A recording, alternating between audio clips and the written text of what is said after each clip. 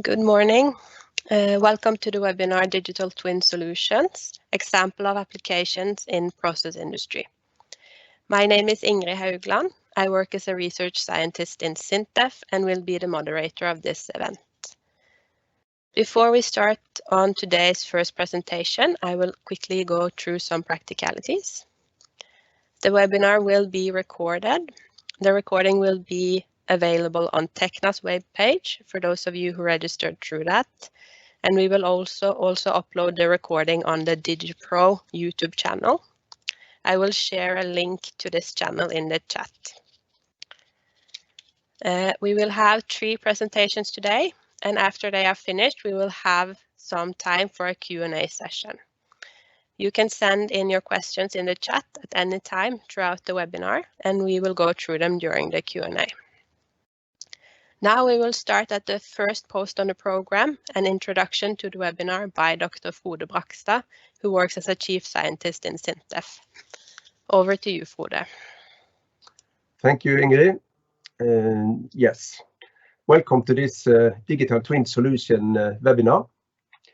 We will then show you the brief overview of the content. And I will give the introduction to Cognitwin, and then I will give the word to Arend Sudi for giving the scientific presentation this time. And also I will use this opportunity to thank you, EU Horizon 2020 for the funding of Cognitwin, and the Research Council of Norway for the funding of this part.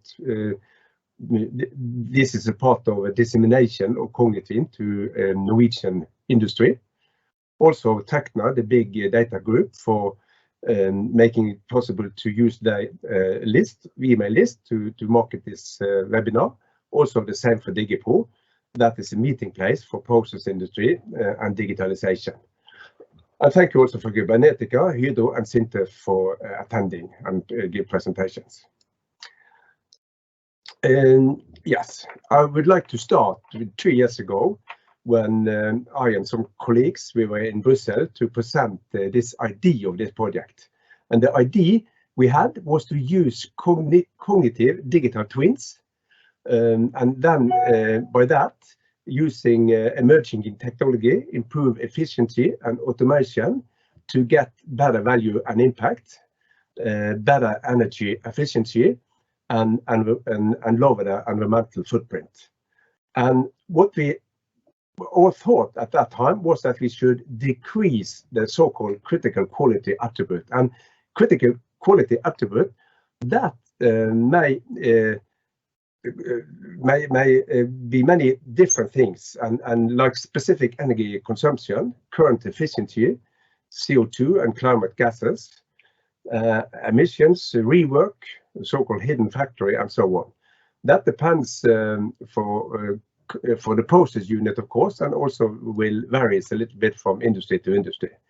And it's also very nice to see that when Process 21 lists the important benefits from digitization of the process industry, this is also what we like to achieve in this project. Higher production margins due to lower production costs and capital expenditures, reduce greenhouse gas emissions, higher top-line growth and sales margins, value chain optimization, and of course increase quality and reduce cost in development and modification projects. So yeah, Cognitwin, that is a project going on in 42 months, 3.5 years. We have a frame of 8.6 million euro, and it includes 14 partners, which you can see the logo here. And it is pilot driven, so we have 6 pilots here. Yeah, I will show them in next slides. Yes, the basis of Cognitwin is a platform integrating information, industrial Internet of Things, big data, artificial intelligence, smart sensor, machine learning, and communication technologies, all connected to a novel paradigm.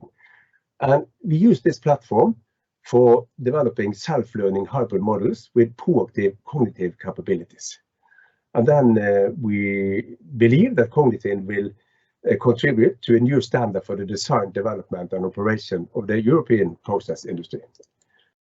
And the key topics are then digital twins, develop them into hybrid twins. That means that we combine first principle and data-driven models. And then we connect this to cognitive capabilities, artificial intelligence, and so on. Then we will achieve the self-learning and predictive maintenance for optimal plant operations. So, as I briefly mentioned, we have 6 pilots, and this project is driven by the needs of the industrial pilots. And today, we have the pleasure of having Dr. Sudhi Jawahiri and Aga from Hydro, who will present then this pilot and what we have done so far there. So yeah, then I give the word to you, Sudhi and Aga. So please.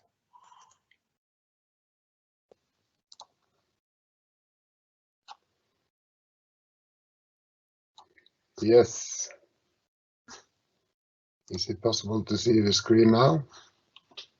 Okay, good. Yes, the Hydro pilot is, as Frode mentioned, a part of the Cognitwin project running in EU, and you can see most of the project team listed up here. Myself is Dr. Ardira in Hydro, and I will just put up the setting whilst Sudhi will give you some deep dive and details. The key objective for the work package for the non-ferrous pilots, that is Hydro and Elkem for non-ferrous pilots, and it's to find out about the digitalization level in our plants and how to find novel sensors and to fill in the gaps in order to move towards a more digitized and cognitive regulation system of our processes. In Hydro, we have put up this as an objective for the internal project in Hydro, and that is to stabilize the production through better raw material preparation, meaning more stable fluorinated alumina coming back to our electrolysis cells. I will come into that in a minute. We have in our project group, due to diverse discussion, because digital twin and hybrid twin is many concepts that's flying around, and everybody has very often their own interpretation of this, but we have stated that the digital twin is a basic analytical model representing the process or models. The hybrid twin is basically an empirical drive of this analytical model. And the cognitive part will then be when the model itself starts recognizing patterns or manual corrections and keep that as a part of its control system. Producing aluminium, for those of you who are not familiar with our process, it starts with the electrolysis cells, where you have molten cryolite bath, where you add alumina and reduce it with the carbon anode. The off gases is then collected and goes into a dry scrubber, where the alumina is first introduced as primary, and then you pick up and absorb the fluoride into the alumina, in which is returned as feed to the electrolysis cell itself. The raw gas consists mostly of fresh air and 1% of CO2, but we also have fluoride, which is quite environmental loading component, which we would like to recover. It's not only recovered due to the fact that we will protect the environment, but also the fact that aluminium fluoride costs $1,700 per ton to buy. So it's also a sustainable thing by saving that raw material by recovering the fluoride. And what we have aimed on in this project is to start controlling this as a whole plant. Usually there is a very strict boundary between the gas treatment center and the electrolysis itself, So what we are trying in this project is to connect the lines between these two things, since they are basically connected in the same process. So we have several cases in this event, and the case you will see most of today is case number 1, where we try to feed the primary alumina according to the expected and measured HF concentration or HF amount coming out in the raw gas. At the same time, we have a case where we control the temperature in the reactor to maintain the best absorption temperature as possible. And we also have a case where we want to regulate our main fans. These are fans in the size of 1 megawatt or above, so that running them on a higher than necessary will create quite an electrical bill if we are not careful. We also had initially an idea to have a self-regulating system for the ventilation or the draft from each of the electrolysis cells. However, during this project, that would constitute too much of an investment, so we had to put that on hold, but it is still inspired into this system as a thought in the future. So to keep things short, evenly distribution of the adsorbed HF is the main target for task number 1, which is the one that Sudhi will take you through now. The second one is to keep the temperature ideal for absorption of fluoride. And number 3 is to lower the overall power consumption for the GTC main fans by having agile fan operation during meeting the process need of this. And then I will give the word to Sudhi.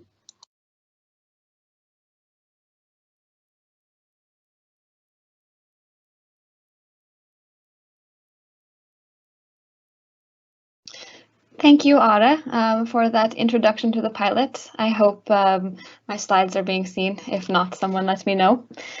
So we are now going to switch gears and go a little deeper into the digital modeling and data aspects of the work towards achieving case 1 of the pilot's goals. So my name is Sudhi Jawahari, and I am presenting on behalf of Cybernetica, which is an advanced process control company located in Trondheim. So first off, a bit about what we do. Cybernetica delivers advanced process control systems and solutions that employ nonlinear model predictive control. And I will break that statement down into some parts. So for a given plant or process, the first step is to apply and develop a reliable first principles process model, often based on ordinary differential equations, to describe the process. The next step is to combine that process model with real plant input data in order to generate a digital twin of the process. Having once made a digital twin, we are suddenly able to develop several different types of tools and applications. And by integrating the digital twin into plant servers, we can develop online tools for monitoring and control, as well as offline tools that are tuned to logged process data. So different types of applications call for different types of software, and Cybernetica has accordingly developed to high technology readiness levels different tools that address these different needs. And this slide offers a look inside of Cybernetica's toolbox components for digital twin applications. So ModelFit and RealSim are geared towards offline modeling and simulation. Offline tuning of models allows for the evaluation of digital twin response to many different process situations that are normally sampled with low frequency. Similarly, offline simulation of closed loop control allows for more effective assessment of a digital twin's self-correcting capabilities. Proxim and Cybernetica Viewer provide operators and engineers with the opportunity to study digital twin behavior and results from a user-friendly interface. So these tools establish a necessary link between the digital twin and user understanding. CENIT is the backbone of the digital twin, where online calculations are performed. SANET digital twins can be used to both develop soft sensing and control applications. And when used for optimization, the digital twin is used to predict process behavior and optimize future process inputs to achieve targets for our select variables. A Kalman filter for adaptation of the digital twin is available. An OPC UA server can be employed to simplify communication with the digital twin and plant databases. The cognitive extension of SANET, which we could go into in more detail in other presentations, is being developed as a part of this Cognitive Twin project.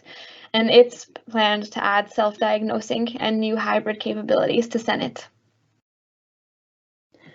So now that we have an overview of the tools that we can deploy for digital twin applications, including in this pilot, we can take a closer look at the input data and data flow that's being used to make this pilot work at Hydro's Karmøy pilot.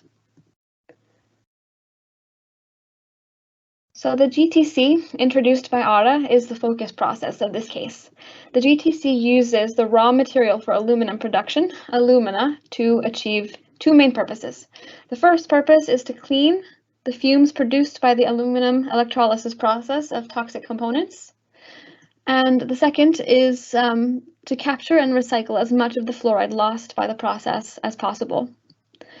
GTC data for the digital twin comes from three places: the fumes, the filter compartments, and the silos. The primary silo stores fresh alumina shipments, while the secondary silo stores alumina that has already been processed by the GTC and is ready to be sent back to the electrolysis cells. The data from the GTC is passed to an OPC UA server where it will be made available for the digital twin. The electrolysis cells are located in the pot room of the aluminum production plant. Because the fumes to be cleaned originate in the cells, as Ara mentioned, data from the pot room is also,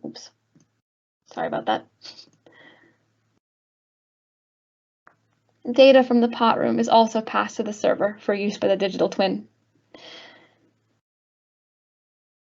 Alumina is shipped by boat from Hydro's bauxite processing facilities in Brazil and other destinations. So each delivery of alumina has its own alumina certificate, which provides information about the quality of the material and its expected performance for fluoride recovery in the GTC. So an example property on the alumina certificate is the LOI, which stands for loss on ignition, and gives us some information about the moisture content in the alumina. So this is shown in orange in this graph, and it's correlated with the fluoride emissions, which is shown in blue. The LOI is then a predictive factor for how much fluoride the electrolysis cells are expected to lose when the alumina eventually reaches the pot room. The certificate data is passed to the server to be used by the digital twin.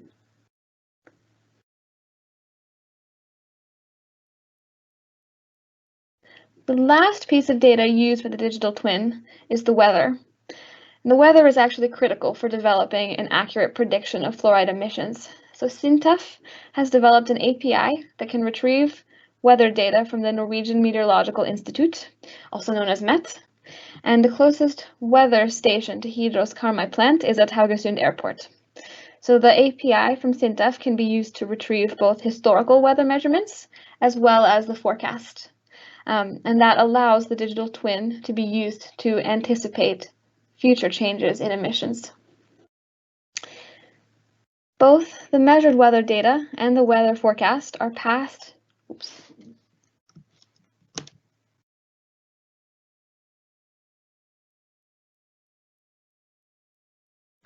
So both of those pieces of information are passed to the digital twin server and are used to develop predictions.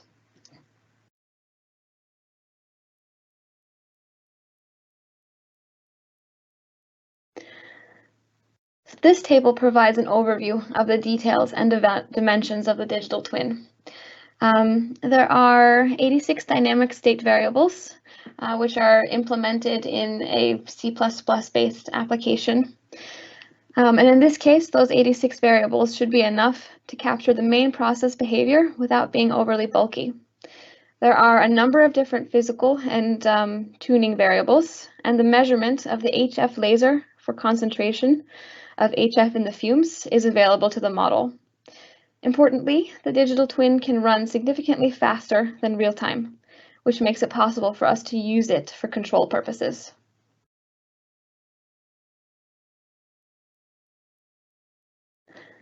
The GTC can be studied from many different angles in different levels of complexity.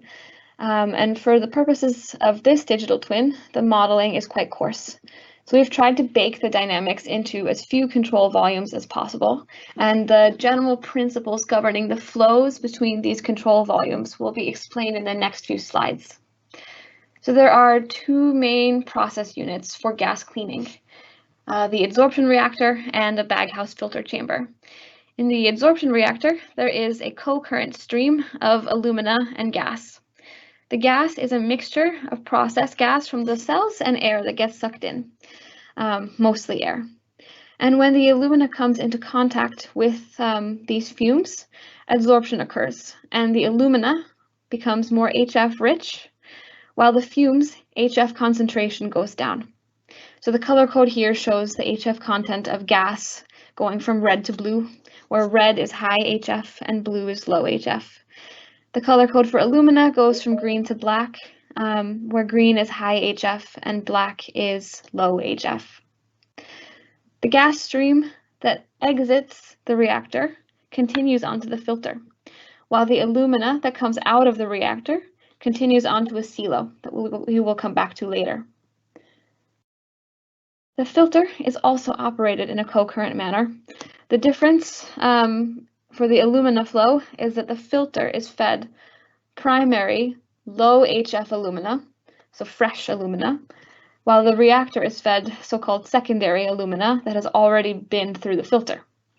The gas flow into the filter also comes from the reactor instead of from the electrolysis cells. The alumina flow leaving the filter continues onto the reactor and then onto a silo, while the gas leaving the filter becomes the emissions from the plant. This means it's released into the environment and needs to have a very low HF concentration. So if we take a look at all the process flows, both the filter and the reactor are operated in a co-current manner.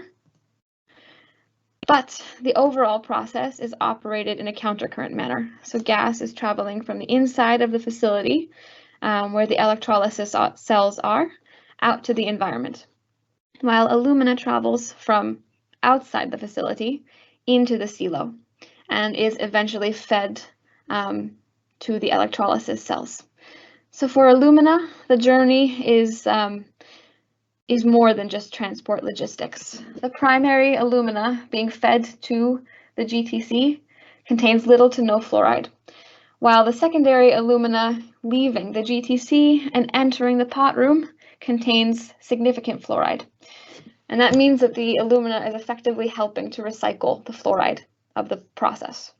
So we won't go into this in too much detail, but it's important to know here that the fluoride concentration in the electrolysis cells is very important for aluminum production, and it needs to be kept at close to constant levels.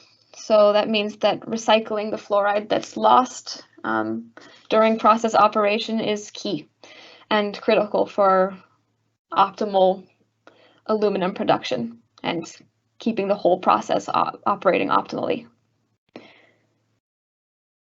So taking a look at the overall model that we described in the table earlier, we've basically boiled down the dynamics here to 5 different control volumes where dynamics are happening. So there are 2 silos, a primary and a secondary alumina silo. There is a filter and there is a reactor where cleaning of the fumes happen. There is also the fume hood above the electrolysis cells where reactions can take place. The X numbers on the slide refer to how many physical process units are built into the model control volumes. So in this model, we've basically said that we don't want to model all 9 filter compartments, all 60 cells individually.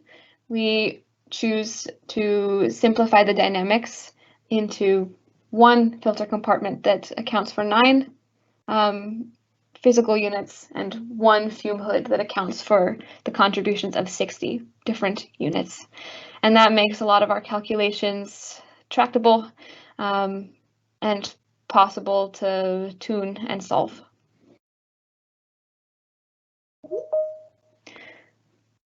So reactions 1 to 4 on this slide are the primary mechanisms of HF generation within the fume hood.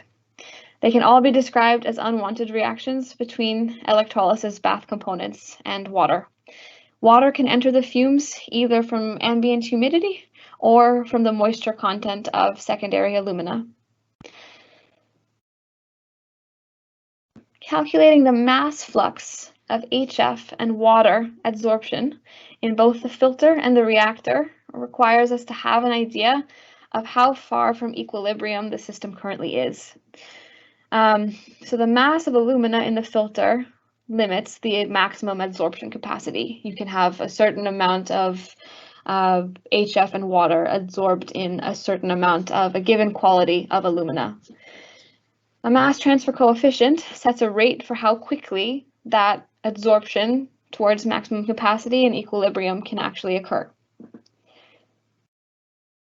Adsorption models are employed to calculate the equilibrium adsorbed concentration that the system approaches. And if you inspect the equations here, you see that basically that equilibrium difference compared to the current difference of adsorbed water and HF in the alumina is the key dynamic factor that goes into how the mass flux changes over time. So in case it's unfamiliar, this figure shows a one-component Langmuir isotherm, which is the simplest adsorption model out there that can be used to calculate the equilibrium adsorption concentration of a species. So as the partial pressure, which is related to concentration of HF increases, so does the equilibrium adsorbed concentration of HF. And that means that when there are higher concentrations of HF in the fumes, alumina will be driven to take up more HF. This picture looks a little more complicated when you add in water as a complicating factor. So as you increase the partial pressure of water in the fumes, the equilibrium adsorbed concentration of HF and its saturation concentration goes down. And that brings us to a really interesting and key observation about the GTC. So from the reactions, we remember that HF is generated by reactions with water. So that means more water in the fumes leads to higher HF concentrations that need to be cleaned. But more water in the fumes also makes it harder for the alumina to clean the fumes of HF. So that means water is causing problems for GTC operation in 2 ways. It both makes more HF and it makes it harder for HF to be cleaned. So finally, the silos accumulate alumina, and because alumina has HF and water adsorbed in it, it also accumulates those species. The silos accumulate these components on their way in and on their way out of the GTC. And they are also important to model because alumina has a fairly long residence time in these silos, and the resulting delays affect GTC dynamics significantly compared to if you don't consider them. So all of that modeling and handling of input boils down to us being able to make a comparison of predicted HF concentrations with HF laser measurements. So the results on this and the next 2 slides are from ballistic simulations of the digital twin. Our first shot at using the digital twin, using data from last autumn, gave us some mixed results. So we captured long-term shifts in data, which were mostly caused by changes in weather, but shorter-term data fluctuations did not match up well. We eventually figured out how to draw an effective link between electrolysis cell data and HF emissions, and that significantly improved correlations and short-term dynamics. So when we applied the tuned version of our digital twin to data from 2021, we see that the model has not degraded, and the long-term and short-term match and dynamics are similar to what we observed for the test series. Looking forward, we see possibilities for combining our first principles model with data-driven approaches to generate a hybrid digital twin. So Cybernetica toolbox components come equipped with Kalman filter capabilities, which means that state and parameter estimation can be employed in order to better follow process measurements. So with partners at SINTEF, we are also working on developing new methods for hybrid digital twins. So here our approach is to train a neural net to capture the residuals between the first principles model and the process measurements. And in this case, what we found is that using a type of neural net, a long short-term memory LSTM neural net, we found that to be appropriate because they give the algorithm access to historical process inputs. And this is important because of the long time delays for the GTC process. The trained neural net can give insight into model design flaws and can be used for developing an updated hybrid digital twin. All right, so I think that was basically what I have prepared to talk about. I think we will probably have some time for questions later, but I will give the word to Frode, because I think he was planning to say a little bit more about the Cognitwin and the project as a whole. Yes, thank you, Sudi. Then I will show my screen. As I mentioned in the introduction, it is 6 pilots in Cognitwin. And this webinar series, we want to show various application of cognitive digital twins from the other pilots as well. So then I think before we go to the question and answer part, I would like to show a brief movie. It's a cartoon made by Work Package 7 in the Cognitwin project that is about dissemination. And it's made by Liliana Nidad Stojanovic. It's 3 minutes only, and it, in a good way, I think it described the illustration of the concept of cognitive. So then I will show that one now. Just let me find the right. Yes. Okay. Then I think it should be some. Process industry deals with very harsh environments. One of the main problems is the maintenance of the machines and the equipment working in such conditions. This is a story about a ladle used in steel production. It carries very hot steel, and the bricks on the inner walls are getting thinner over time. However, they should be replaced at the right time, not too early and not too late. Ladle is looking for solutions by defining the right timing for the brick reparation by using advanced digital twin technologies. Can a digital twin help the ladle? A digital twin is a formal digital representation of an asset that captures its attributes and behaviors suitable for communication, storage, interpretation, and processing. Ladle, could you help me? Digital twin, yes, of course. I have several models. I can simulate your temperature in the next period. Have this model. Digital twin tries to get data from the ladle and applies it on one of the models. Ladle, could you tell me when I should repair the brick wall? Digital twin, sorry, I cannot. I don't have the right model.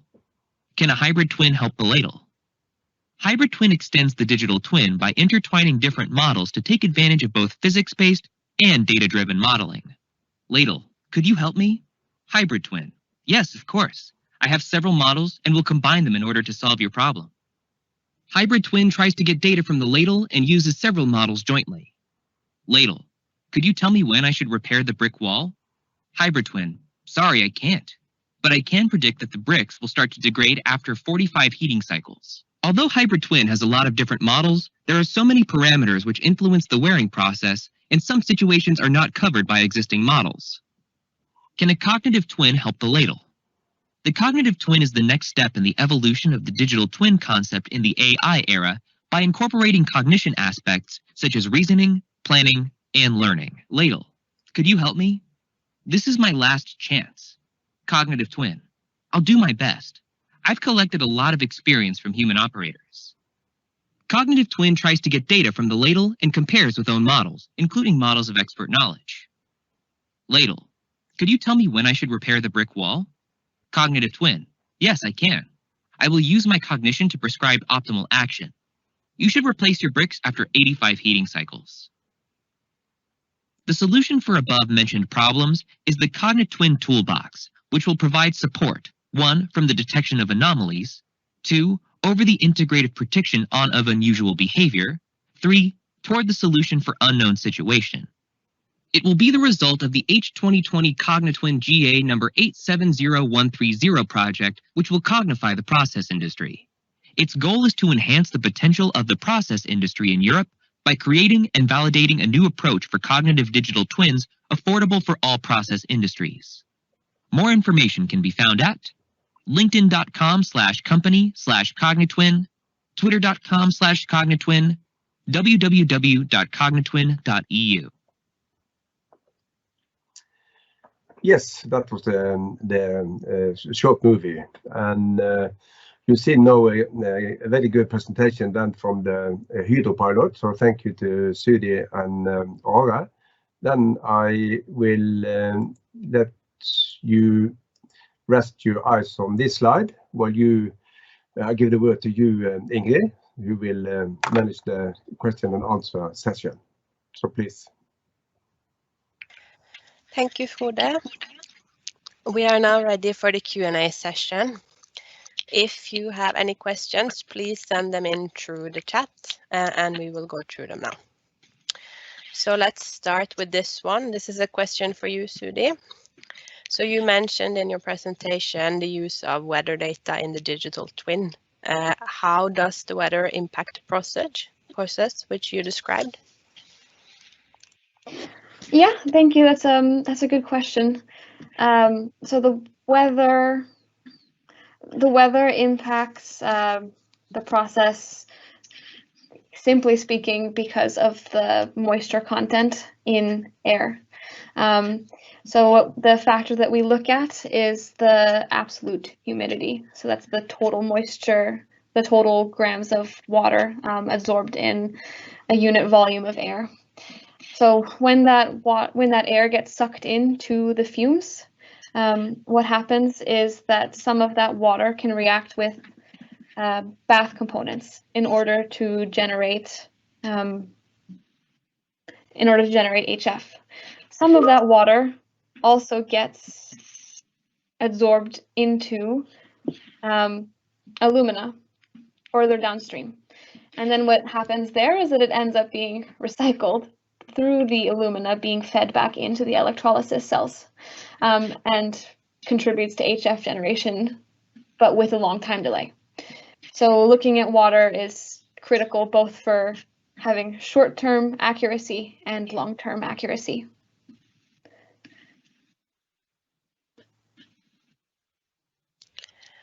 Okay, thank you for that, Sudi. I have another question also for you. So you mentioned that there is more than 80 model states. How does this fit into the control volumes? I think I will share I will not share my slides. I will leave this one on. But so the different control volumes. So I did mention we have 5 different control volumes. The different dynamic states refer to the amounts of different components that are in different control volumes. So for example, when you're looking at the amount of alumina the amount of HF, the amount of water in a silo, in a filter, in a reactor. Those are all dynamic states. And the separation between those components in gas phase, in solid phase, in adsorbed phase, when you add them all up and look at the temperatures of them in different places, then you get to that number, around 80 dynamic states. Okay, thank you for that. There is another question. How do you evaluate that there is enough recorded plant data in the process to allow for accurate model building? That's a very good question. I think maybe both I can comment on it and others if they, and maybe Ara also if he has a perspective. I think in some cases we actually see that we don't. So if you recall the first slide that I showed for the tuning of the digital twin, we saw that we had enough information to capture long-term trends. So when we looked at long-term correlations, we were using enough data. When we looked at shorter-term correlations, we were not using enough data. So when you see that the correlation is degraded, then you know you're missing something. And in that case, we found something that we could add to our model from electrolysis data that could make the modeling better. In the same vein, when you use the neural net approach, when you use other hybrid digital twin approaches, you can try to find out what pieces of information you might not be using correctly, or what correlations you might not be accounting for well.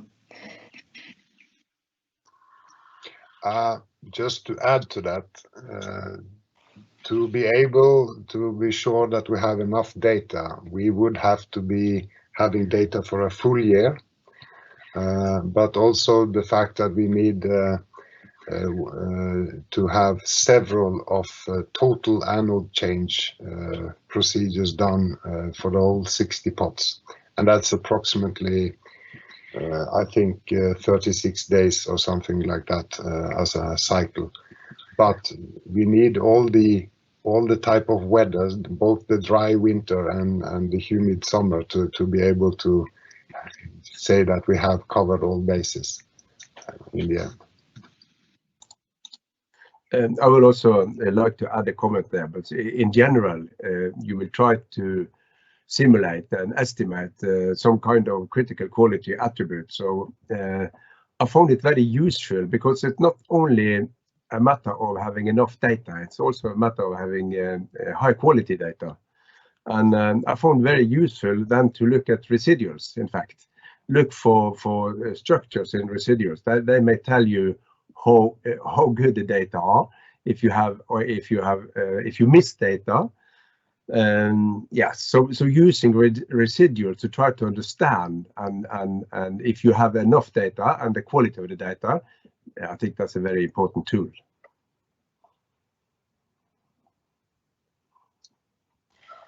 However, thank you for that. Do you want to add something?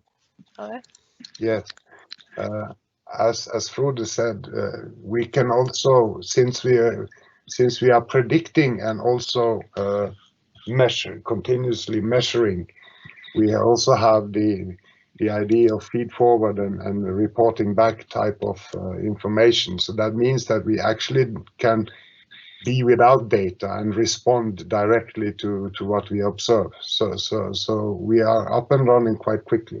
However, it must be said that during Cognitwin we also have had COVID, so it has been an issue to be able to follow this in the field very closely. And we hope that this fall will give us this opportunity when we are opening up Norway again.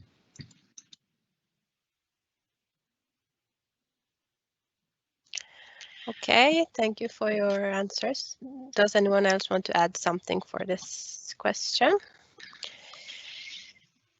If not, we have received another question. Can you please tell us about the additional features of Cognitwin in brief, comparing to hybrid twin? Who would like to answer this? Yeah, that is a hybrid twin. It depends on definition. Hybrid twin is, in my head, it's a combination of first principle and data-driven models, and they are simply models relating input to outputs. When you put on pattern recognition and artificial intelligence, then you achieve this cognitive hybrid twins. So that is the difference. On one side, the hybrid twins are stupid models taking inputs and creating outputs, while if you put on the cognitive elements, then you have a more thinking model. Then you have something that can react and be proactive and recognize pattern in the data and so on. Yeah, and also as Frode said, when you add the cognitive aspect, you can also somehow record and teach the model by the skilled operators with many years of experience how they reacted to different patterns, and that is one of the things that we aim for, but we haven't reached that point yet in our pilot as of yet.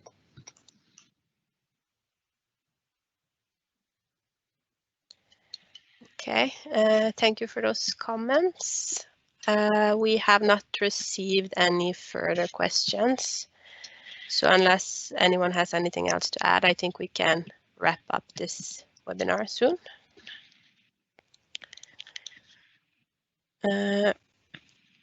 Yeah, I think we will wrap up then. Then I would like to say thanks again to the presenters for your interesting presentations, and thanks also to all who has followed the event.